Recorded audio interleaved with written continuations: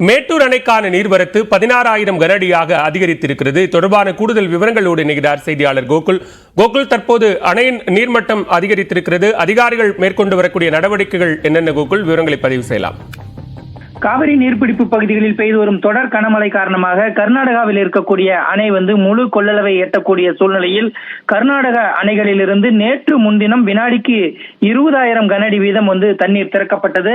அப்படி திறக்கப்பட்ட தண்ணீர் தமிழக எல்லையான ஒகேனக்கல் பகுதிக்கு நேற்று மாலை முதல் வர தொடங்கியது. நேற்று இரவு 10,000 15,000 கனஅடியாக அதிகரித்து இன்று காலை ஒகேனக்கல் பகுதியில் 20,000 கனஅடியாக அதிகரித்து வந்து கொண்டிருக்கிறது. இந்த தண்ணீரானது தற்பொழுது சேலம் மாவட்டம் மேட்டூர் அணைக்கும் வர தொடங்கி இருக்கிறது.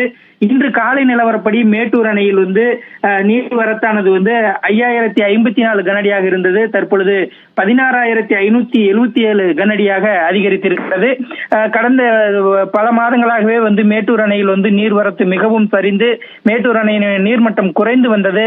கடந்த ஜூலை 3ஆம் தேதி முதல் தான் மேட்டூர் அணையினுடைய நீர்மட்டம் கொஞ்சம் கொஞ்சமாக உயரத் தொடங்கி இருக்கிறது. கடந்த ஜூன் 3ஆம் தேதி 39.65 அடியாக இருந்த மேட்டூர் அணையினுடைய நீர்மட்டம் தற்பொழுது கொஞ்சம் கொஞ்சமாக உயர்ந்து வருகிறது. தற்பொழுதைய நிலவரப்படி இன்று மாலை நிலவரப்படி தற்பொழுது 14.51 இன்று மாலை நிலவரம் 43.83 அடியாக மேட்டூர் அணையினுடைய நீர்மட்டம் இருக்கிறது. இந்த நிலையில் கர்நாடக அணைகளில் இருந்து மேலும் கூடுதலாக தண்ணீர் திறக்கப்பட்டிருக்கிறது.